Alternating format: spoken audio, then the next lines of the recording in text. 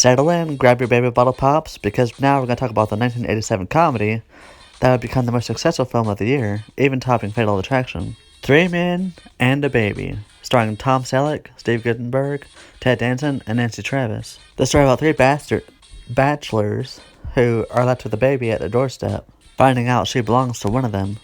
These three men discover what it takes to take care of an infant, and become three father figures in Mary's life. The chemistry between Selleck and Guttenberg is good, but I never was a fan of Ted Danson.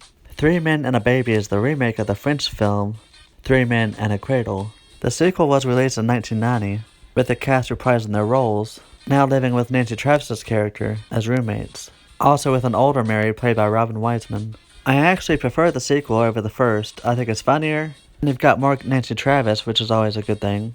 And while the first film focuses on grown men learning responsibility, the sequel follows the ups and downs of a family, and Three Men and a Little Lady show how far three men are willing to go to get Mary and her mom back from marrying a guy that's all wrong for them both.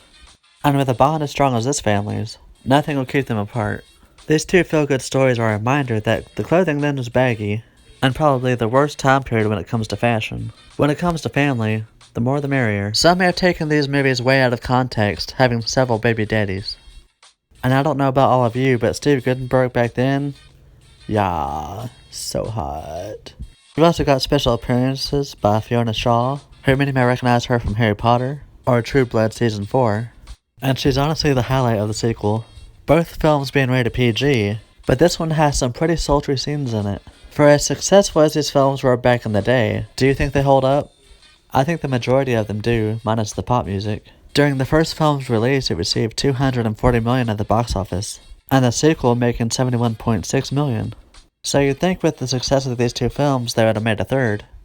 I for one would have loved to have seen their reaction with a teenage girl. But instead, we've got the 1 and 2 movie review. Let me know your thoughts of these films down below.